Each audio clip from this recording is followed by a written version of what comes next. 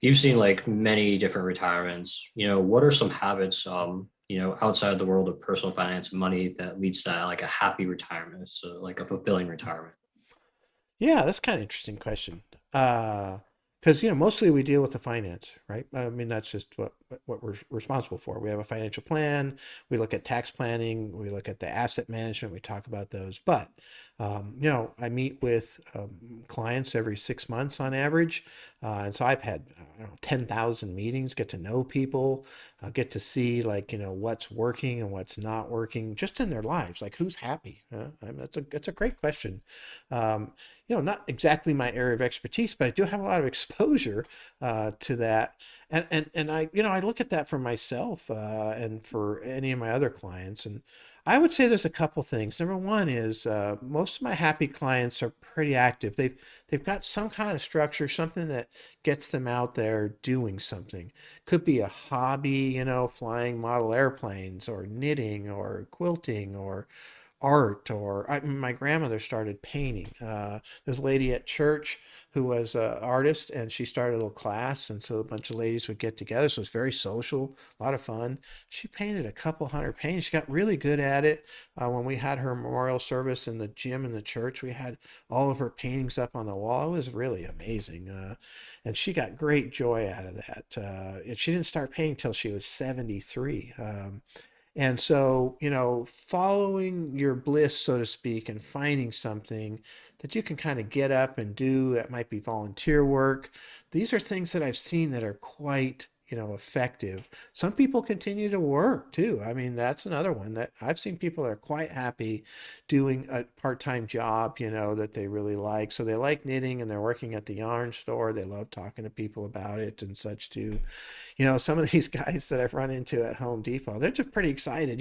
This is like an area, this is something they do all the time. They're working in their yard on the sprinkler system or whatever, and they've got a knowledge base that they want to share, and they like interacting, and they're social.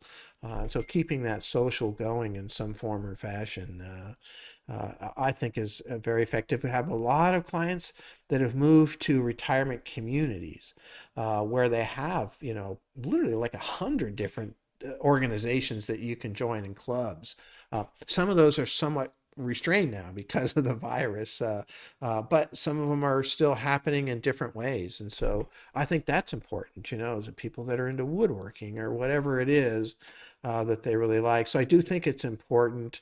I would say the unhappy, if you go the other direction, are people that end up kind of sitting on the couch and don't and watch a lot of daytime TV or what have you, and don't really have something to kind of get them out the door and get them, kind of involved in different areas. So, find your bliss. Find it's like a chance. Hey, you don't have to go to work.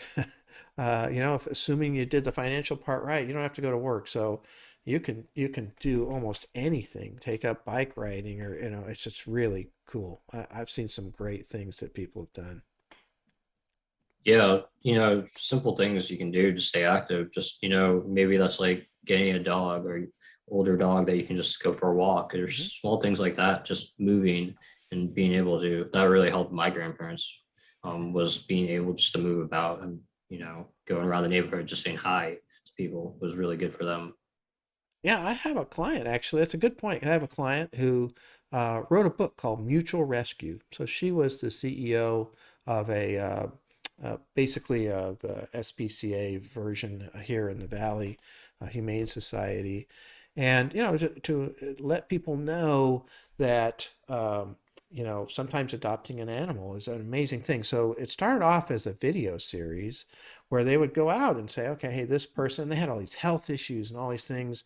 Then they got a dog, and now they're taking the dog for a walk, and they got this dog to take care of, and their health has improved, and it became a book, and it's actually available on Amazon called Mutual Rescue. It's really, really great book. I've read it, uh, and the object is that you're rescuing each other. You're rescuing this animal, and then that animal is rescuing you.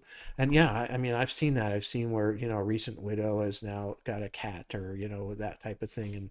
And it just, there's pros and cons to having animals. Believe me, I have three little dogs, but they're overall the pros outweigh the cons. So that's another one. I have seen a lot of people that are quite happy with their animals, and so that's a good area too. Good point.